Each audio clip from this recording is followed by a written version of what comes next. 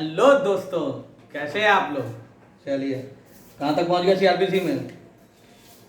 अब ये समझो हाथी पूरा निकल गया, सिर्फ पूंछ रह गई है उसकी। ठीक है, सीआरपीसी लगभग 400 पे आ गए। आगे पढ़ने नहीं है, सिर्फ 2 टॉपिक और पढ़ने, बेल एंड बॉन्ड। करना क्या है आपको चैनल सब्सक्राइब करना है और वीडियो को लाइक करना है। ठीक है, अगर लाइक और सब्सक्राइब नहीं चला तो भैया मुश्किल है कंप्लीट हो पाए सीआरपीसी, समझे कि नहीं।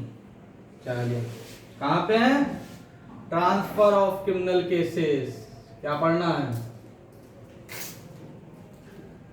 ट्रांसफर ऑफ क्रिमिनल केसेस और एंड अपील। है कि नहीं। चैप्टर 31 सेक्शन 406 से 412, यही तो है। चलो, है यही है ना, ट्रांसफर ऑफ क्रिमिनल केसेस। कौन कौन ट्रांसफर कर सकता है, तो बताओ भाई, कौन कौन ट्रांसफर कर सकता है। अरे यार, ट्रांसफर कहां से कहां होगा, या तो फिर किसी एक डिस्ट्रिक्ट में, डिस्ट्रिक्ट मान लो या सेशन डिवीजन मान लो, सेशन डिवीजन मान लो, डिस्ट्रिक्ट मान लो चाहे सेशन डिवीजन मान लो, है कि नहीं। तो एक जुडिशियल मजिस्ट्रेट से दूसरे जुडिशियल मजिस्ट्रेट के पास है, या सीजीएम तो सीजीएम से दूसरे सीजीएम के साथ पास, एक ही मतलब कहने का मतलब एक ही डिस्ट्रिक्ट या सेशन डिवीजन में ट्रांसफर होगा, एक कोर्ट से दूसरे कोर्ट तक, या एक डिस्ट्रिक्ट से दूसरे डिस्ट्रिक्ट तक या दूसरे सेशन तक, है कि नहीं। या तो ऐसे ट्रांसफर होगा एक ही स्टेट में, या एक स्टेट से दूसरे स्टेट में। ठीक, समझे कि नहीं। तो अगर एक स्टेट से दूसरे स्टेट में करना है तो कौन कर सकता है, समझे कि नहीं। तो भैया सुप्रीम कोर्ट करेगा, है कि नहीं। एक डिस्ट्रिक्ट की कोर्ट से दूसरे कोर्ट में करना है, चाहे एक हाई कोर्ट से चाहे दूसरे हाई कोर्ट में करना है, तो कौन कर सकता है, किसके पास पावर है, सुप्रीम कोर्ट के पास पावर है कि नहीं। सुप्रीम कोर्ट ट्रांसफर करेगा एक स्टेट से दूसरे स्टेट में अगर करना हो। ठीक, अगर डिस्ट्रिक्ट से डिस्ट्रिक्ट चेंज करना है, एक डिस्ट्रिक्ट से दूसरे डिस्ट्रिक्ट में, दोनों ही डिस्ट्रिक्ट एक हाई कोर्ट के अंदर आती हैं, ठीक है, दोनों ही कोर्टें एक हाई कोर्ट के अंदर आती हैं। मान लो एक सेशन कोर्ट से दूसरे सेशन कोर्ट में करना है, दोनों ही सेम हाई कोर्ट में आ रही हैं, तो कौन करेगा, वो हाई कोर्ट। ठीक है, और अगर एक जुडिशियल मजिस्ट्रेट से दूसरे जुडिशियल मजिस्ट्रेट के अंदर करना है और ये दोनों जुडिशियल मजिस्ट्रेट एक ही सेशन डिवीजन के अंदर आते हैं, तो कौन करेगा, सेशन जज, है कि नहीं। तो बस यही है, ये 406, 407 और 408, बस यही है। सबसे पहले सुप्रीम कोर्ट, एक डिस्ट्रिक्ट से दूसरे डिस्ट्रिक्ट करना, एक स्टेट से दूसरे स्टेट करना हो, एक हाई कोर्ट से दूसरे हाई कोर्ट करना हो, किसी एक क्रिमिनल कोर्ट की एक स्टेट की क्रिमिनल कोर्ट से दूसरे स्टेट की क्रिमिनल कोर्ट में करना हो, सब सुप्रीम कोर्ट करेगा, समझे कि नहीं। एक ही स्टेट में एक सेशन डिवीजन से दूसरे सेशन डिवीजन में पहुंचाना हो, एक डिस्ट्रिक्ट से दूसरे डिस्ट्रिक्ट पहुंचाना हो, कुछ भी करना हो, कौन करेगा, हाई कोर्ट, जिसके पास पावर है दोनों उन सेशन कोर्ट के ऊपर। ठीक है, एक ही सेशन डिवीजन में एक जुडिशियल मजिस्ट्रेट से दूसरे जुडिशियल मजिस्ट्रेट करना है, कौन करेगा, सेशन जज, सेशन कोर्ट, समझे कि नहीं। ये बात 406 में दी है, ये 407 में दी है, 408 में दी हुई है। क्यों करते हैं भैया, क्यों करते हैं। सेंगर रेप केस याद है, सेंगर रेप केस देख लो, बहुत सारे एग्जाम्पल हैं। ये कठुआ रेप केस हुआ था जो जम्मू एंड कश्मीर में, वो वहां से उठा के कहां पहुंचा दिया गया था, ये चंडीगढ़ कोर्ट में है, वहां पहुंचा दिया गया था ना। और ये कठुआ रेप के वो जो ये वाला जो सेंगर वाला रेप केस था, वो यहां से उठा के कहां का था केस, डिस्ट्रिक्ट का नाम था, यूपी की कोई डिस्ट्रिक्ट थी, समझे नहीं, वहां से उठा के उसे पटियाला कोर्ट दिल्ली पहुंचा दिया गया। क्यों किया जाता है ऐसा, देखो जब क्या होता है ना, जब कोर्ट को ऐसा लगे, जब कोर्ट को या पार्टी को ऐसा लगे कि भैया यहाँ पर अगर ट्रायल चला, अगर यहाँ ट्रायल चला तो पार्शियलिटी हो सकती है, या इसका जो जिसका केस है उसका इतना भौकाल है इस एरिया में कि जो है बायसनेस आ सकती है, समझे कि नहीं। एंड ऑफ जस्टिस होना बहुत मुश्किल है, समझे कि नहीं, एंड ऑफ जस्टिस तक पहुंचना बहुत मुश्किल है। तो उस केस में क्या करता है कोर्ट जो है, अगर उसे उस स्टेट से ही हटाना है, ठीक है, तो वो सुप्रीम कोर्ट में अप्लाई करेगा लो, ठीक है, जो अफेक्ट हो सकता है वो सुप्रीम कोर्ट में अप्लाई करेगा। माय लॉर्ड, यहाँ से हटा के कहीं और इसे भेजो, इस स्टेट में अगर चला तो भैया हमें डाउट है कि इसमें पार्शियलिटी नहीं होगी, समझे नहीं। और कब होता है, अरे यार एक्चुअली में ऐसा होता है, तो आपको इलाहाबाद हाई कोर्ट की बात बताएं, ये अतीक अहमद का यहाँ पर केस चल रहा था हाई कोर्ट में, 3 जजेस ने अपना, हाई कोर्ट के जजेस ने अपना नाम हटा लिया कि हम ये ट्रायल नहीं करेंगे, हम नहीं देखेंगे उसका केस, समझे कि नहीं। तो हाई कोर्ट के जजेस जब अपना नाम हटा लें तो लोअर कोर्ट क्या करेगी उसमें, भौकाल तो कुछ अब हर जगह है, भौकाल ही ऐसे होते ही हैं, समझे, जिनके ऊपर केस चलेगा तो डिस्ट्रिक्ट कोर्ट में तो कुछ होना नहीं है, पकड़ ही इतनी होती है, इससे काम करवा लेंगे उससे काम करवा लेंगे। तो भैया इस केसेस में, ऐसे केसेस में ये ट्रांसफर ऑफ क्रिमिनल केसेस एक प्रोविजन दिया गया हुआ है सीआरपीसी में कि अगर आपको ऐसा लगता है कि यहाँ इम्पार्शियलिटी हो सकती है, यहाँ पे सही से ट्रायल नहीं चल पाएगा, तो आप अगर उस स्टेट से ही बाहर पहुंचाना है तो फिर कहाँ अप्लाई करें, तो फिर आप सुप्रीम कोर्ट में अप्लाई करें, ठीक है, मोशन फाइल करें कि माय लॉर्ड यहाँ से हटा के कहीं और पहुंचाया जाए, या अगर उस स्टेट उस डिस्ट्रिक्ट से हटाना है तो हाई कोर्ट में अप्लाई करें, किसी एक जुडिशियल मजिस्ट्रेट के पास से हटाना है तो सेशन जज के पास अप्लाई करें, ठीक है। चलिए पढ़िए 406 क्या बोलता है, समझ में आ गई बात, सिंपल ही तो है यार, समझने वाली क्या बात है। 406 power of Supreme Court to transfer cases and appeal whenever it is made to appear to the Supreme Court that an order under this section is expedient for the end of justice. किस लिए, क्योंकि ये order करना and of justice के लिए जरूरी है। It में direct that any particular case, या तो कोई केस और अपील या कोई appeal is transferred from one high court to another high court और from a criminal court subordinate to one high court to another criminal court of equal और superior jurisdiction subordinate to another high court, ठीक है। ये कब करेगा, Supreme Court में act under this section only on the application of section 406 by supreme court, ठीक है, समझे कि नहीं। क्यों करेगा, for the एक्सपीडिएंट of justice.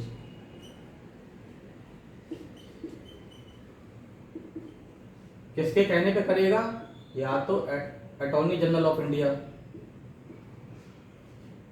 Attorney general of India, या पार्टी इंटरेस्टेड,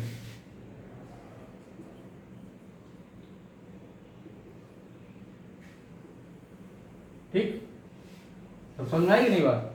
अगर अटॉर्नी जनरल ऑफ इंडिया करेगा तो कोई बात नहीं, या कोई पार्टी देती है तो पार्टी इंटरेस्टेड में उसे एफिडेविट भी देना पड़ेगा साथ में कि भैया हम एफिडेविट दे रहे हैं कि हाँ जो बात हम बता रहे हैं कि ऐसा ऐसा यहाँ पर भौकाल है इसका, इसी वजह से हम इसको ट्रांसफर करवाना चाहते हैं, समझेगा नहीं, ये यहाँ के बाहुबली है, यहाँ पर ट्रायल नहीं हो पाएगा, तो फिर वो एफिडेविट उसके लिए देना पड़ेगा।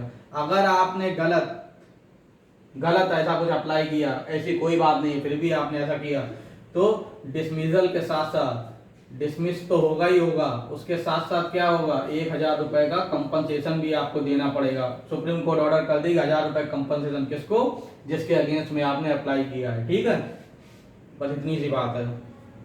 सेक्शन 407 बाई हाई कोर्ट, ठीक, हाई कोर्ट भी कर सकता है। कब कब करेगा, या तो on request of lower court, या पार्टी इंटरेस्टेड, या सुमोटो खुद भी कर सकता है, या एडवोकेट जनरल, ठीक है। इसमें भी वही बात है कि अगर आपने उसके अनरीजनेबल ग्राउंड पे किया है तो क्या होगा, तो डिसमिस के साथ साथ 1000 रुपए का पेनल्टी भी लग सकती है, ठीक, समझ में आएगी नहीं बात। चलो और ऐसे ही 408 है, सेक्शन 408, इसमें बाई सेशन जज। सेशन जज है कि कोर्ट ऑफ सेशन है, क्या लिखा है? सेशन जज। इसमें भी सब वही सारी बातें हैं और पेनल्टी बस इसमें कम है, इसमें 250 है। ठीक है, समझ में आई कि नहीं बात? अगर अनरीजनेबल ग्राउंड पे आपने ट्रांसफर के लिए अप्लाई किया तो कोर्ट डिसमिस के साथ साथ 1000 रुपए आपके ऊपर कंपनसेशन भी थोप देगी, जो किसे देना होगा? अपोजिट पार्टी को। हाई कोर्ट भी 1000 रुपए थोप देगी, लेकिन सेशन जज 250 रुपए ही थोप सकता है। ठीक, चलो अब क्या है? 410 409 तक हुआ, 408 ही तक हुआ ना। अब क्या हुआ? अब होता है विड्रॉल और रिकॉल ऑफ केसेस। ठीक है, कि भैया अब केसेस कौन कौन देता है, समझे कि नहीं? सेशन जज केस ट्रांसफर करता है। ट्रांसफर क्या मतलब? देता है कि भाई तुम ट्रायल करो। किसको देता है? या तो एडिशनल सेशन जज को देगा, या असिस्टेंट सेशन जज को देगा, या सीजीएम को भी दे सकता है। ठीक है, पढ़ा तो है आप लोगों ने। कोई भी केस कोर्ट ऑफ सेशन के पास आया, ठीक है,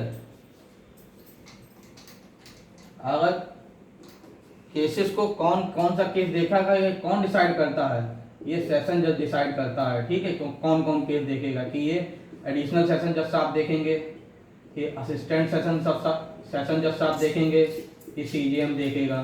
ठीक है, और नीचे वाले जो जजेस होते हैं जुडिशियल मजिस्ट्रेट, ठीक है, फर्स्ट क्लास देखेंगे, सेकंड क्लास देखेंगे। ये कौन डिसाइड करता है? ये सीजीएम डिसाइड करता है। ठीक, तो अब ये क्या है? अगर एक बार इन्होंने केस किसी को दे दिया कि तुम डिसाइड करो, उसके बाद में भी अगर इन्हें ऐसा लगता है, कोई भी ऐसा ग्राउंड ऐसा होता है, तो उसको विड्रॉल कर सकते हैं, उससे अपने पास बुला सकते हैं, या किसी और के पास ट्रांसफर कर सकते हैं, या रिकॉल कर सकते हैं। ठीक है, कि भैया एडिशनल सेशन जज साहब हैं, उनके पास से उठा के किसी और दूसरे साहब को दे दिया, चाहे उससे हायर हो चाहे उससे नीचे हो। असिस्टेंट सेशन जज साहब से केस अपने पास लेके दोबारा खुद ट्रायल कर सकते हैं। ठीक है, ऐसे ही सीजीएम भी ऐसा कर सकता है अपने लोअर कोर्ट के लिए। ठीक है, लोअर जजेस के लिए।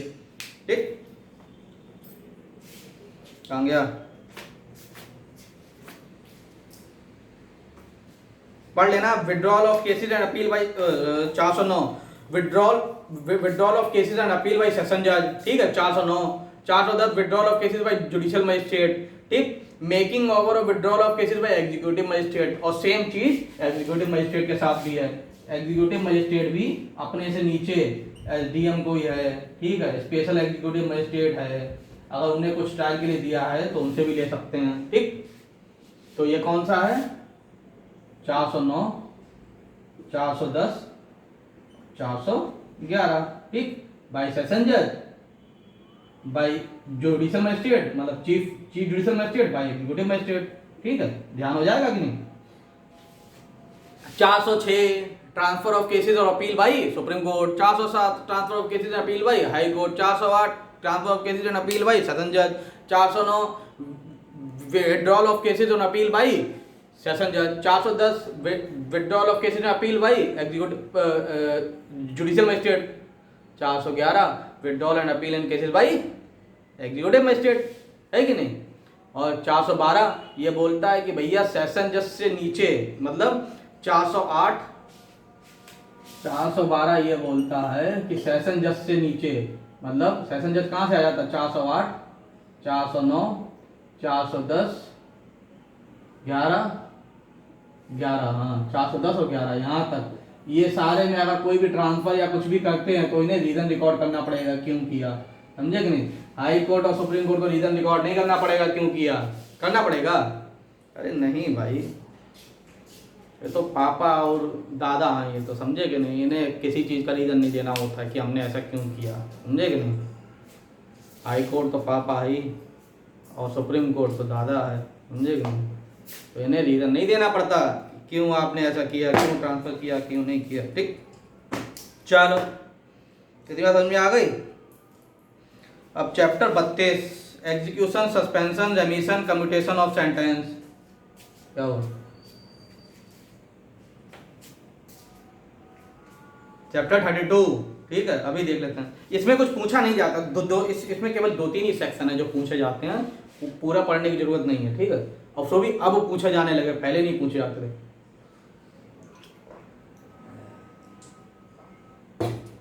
पहले नहीं पूछे जाते थे, अब पूछे जाने लगे हैं, ठीक है। क्या है भैया? हाँ, 413 तो हम लोग पढ़ चुके हैं।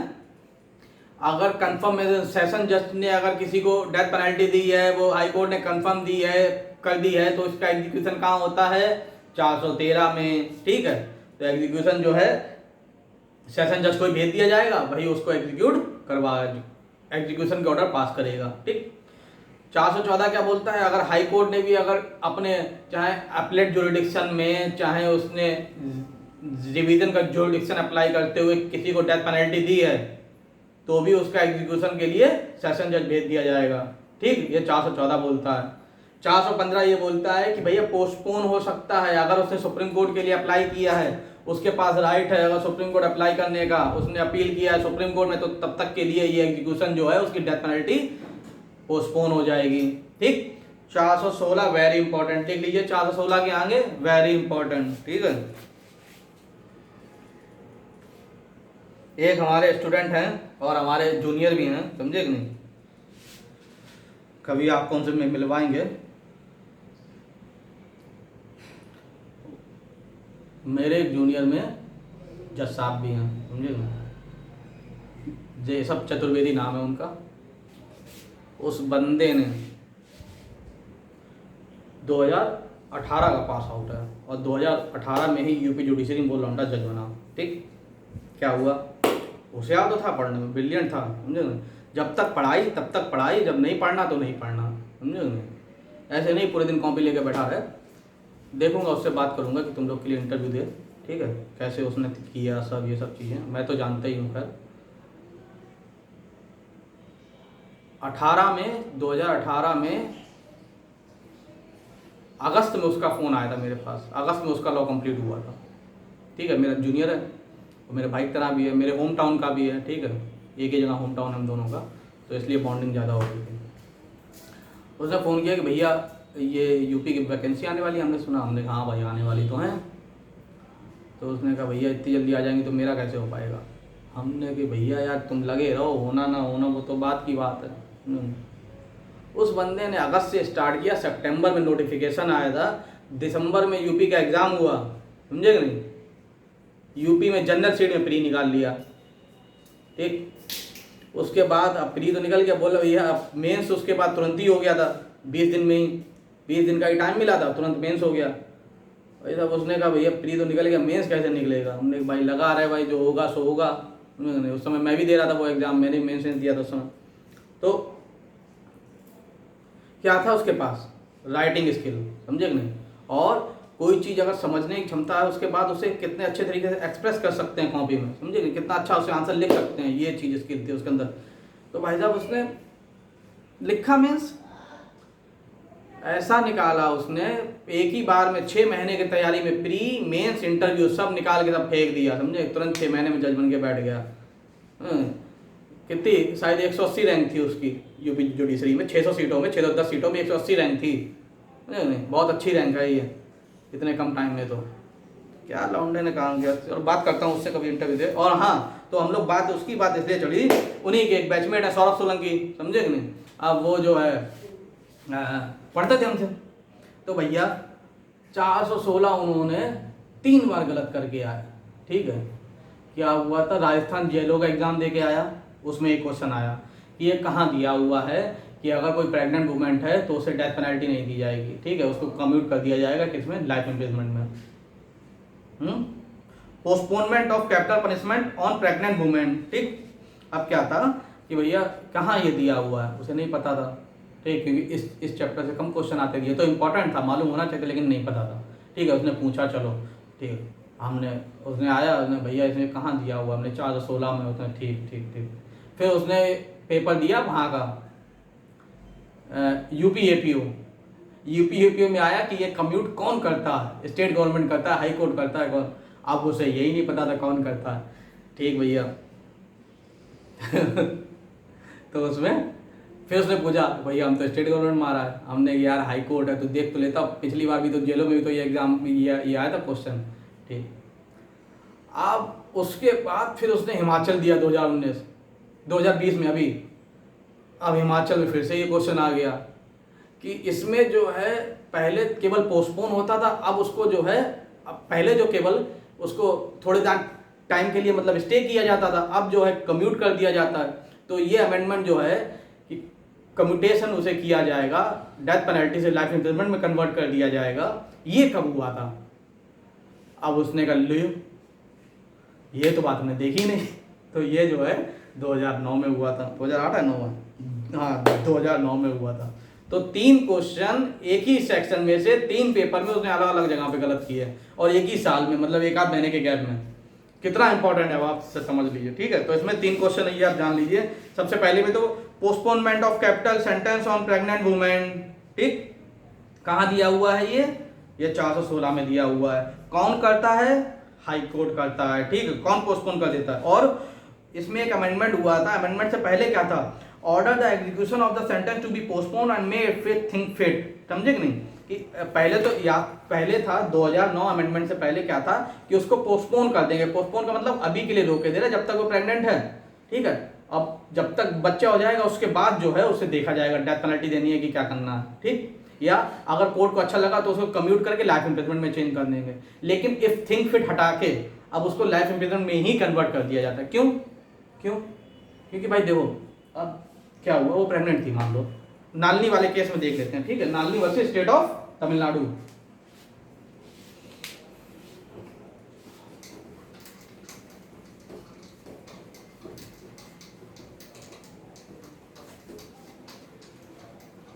ये अमेंडमेंट जो हुआ नालनी वाले केस से ही हुआ था। ठीक है, Nalini versus state of Tamil Nadu, popularly known as Rajiv Gandhi assassination case.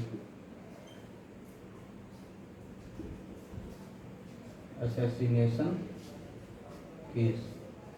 ठीक है ना, ये नालनी वही है जिनका इन्वॉल्वमेंट था राजीव गांधी की जो हत्या हुई थी उसमें। ठीक है, ये जो पकड़ी गई थी ये थी प्रेग्नेंट उस समय। समझे कि नहीं? तो क्या हुआ था, अब मान लो कोई प्रेग्नेंट है, उसे डेथ पेनल्टी हुई। ठीक, अब उसके साथ साथ बच्चे को तो मार नहीं सकते, उसका तो कोई दोष है नहीं। तो इस वजह से हम लोग को क्या करना पड़ता था, उसको पोस्टपोन करना पड़ता था पहले। ठीक, 2009 के अमेंडमेंट से पहले पोस्टपोन कर देते थे। अब पोस्टपोन होने के बाद क्या क्या इशू आता था, मान लो कि बच्चा हो गया, तो क्या बच्चे को मान लो 6 महीने का है वो, ठीक है, तो क्या उसके 6 महीने बाद क्या उसे डेथ पेनल्टी दे देंगे? तो उसको माँ का दूध कहाँ से मिलेगा बच्चे को? उसे जो कुछ टाइम के लिए जो माँ का प्यार चाहिए होता वो तो मिल नहीं पाएगा अगर उसे डेथ पेनल्टी दे देंगे। तो इसलिए जो है थोड़े टाइम के लिए और रोकना पड़ता था। फिर भी तो उसके बाद भी मान लो 6 साल का बच्चा हो गया तो भी वो इतना बड़ा थोड़े हो गया, वो कभी कभार अपनी माँ से मिलने आएगा जेल में। समझे कि नहीं? जब वो बड़ा हो जाएगा तो इसलिए जो है कोर्ट ने ऐसा कहा, अगर किसी से जुड़ा मतलब कोई अगर ऐसा बच्चा बाद में पैदा हुआ है उसके पनिशमेंट होने के बाद, तो उसको जो है उसे पोस्टपोन के साथ साथ उसको कम्यूट भी कर देंगे हम। ठीक है, तो इसलिए ये कम्यूटेशन जोड़ा गया, ये नालनी केस के बाद से ही जोड़ा गया। अभी इनकी बेटी जो है 25-30 साल की हो गई थी नालनी की, तब इन्हें जीवन में एक बार पैरोल वो दिया गया था। ठीक है, थोड़े दिन के लिए बाहर मतलब उसमें छोड़ा गया था कि जो है अपनी बेटी की शादी अटेंड कर ले। चलो आ जाओ, 416 इसमें हो गया और कोई इसमें इम्पोर्टेंट है नहीं, सीधे आप आइए 428 भी देख लीजिए। Period of detention undergone by the accuse to be set off against the sentence of imprisonment. ठीक है, अब ट्रायल के टाइम पे, ट्रायल या इन्वेस्टिगेशन किसी भी टाइम पे हमने कोई जितने भी दिन किसी आदमी ने जेल में बिताए हैं, ठीक है, मान लो ट्रायल चला 1 से 2 साल, अब 2 साल मैंने पहले से ही मैं जेल में रहा, मुझे बेल भी नहीं मिली, मैं जेल में ही मैंने काटे, बाद में मुझे 5 साल की पनिशमेंट होती है तो 2 साल मेरे कम कर दिए जाएंगे। ठीक है, कि मैं ऑलरेडी जेल में काट चुका हूँ, है कि नहीं? मुझे जितने दिन मैं जेल में रहा वो चीज़ वो टाइम एडजस्ट किया जाएगा। ठीक, संजय दत्त के केस में भी ऐसे ही हुआ था। संजय दत्त को 6 साल की पनिशमेंट हुई थी, उसमें संजय दत्त को 6 साल की हुई थी ना कि 3 साल की हुई थी, जो भी कुछ हुई थी, तो उनका वो टाइम पीरियड एडजस्ट किया गया था। ठीक है, तो कहाँ दिया हुआ है? 428 में दिया हुआ है कि ट्रायल, इन्वेस्टिगेशन, इन सब के टाइम पे इंक्वायरी, इन्वेस्टिगेशन, ट्रायल, इन सब के टाइम पे अगर कोई आदमी जेल में अपना टाइम, जेल में जितने दिन रहता है उतने दिन उसके जब उसे कोई पनिशमेंट दी जाएगी उसमें वो एडजस्ट किए जाएंगे। ठीक है, शट ऑफ किए जाएंगे। चलो 428 ध्यान रखिएगा। अब 432 और 433 इंपॉर्टेंट है। अभी निपटा दें।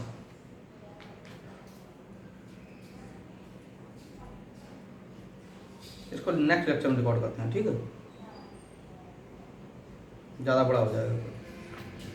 और उसके बाद से बेल एंड बॉन्ड तो है ही, है बेल एंड बॉन्ड इंपॉर्टेंट है। बेल एंड बॉन्ड भी 2 लेक्चर में हो जाएगा।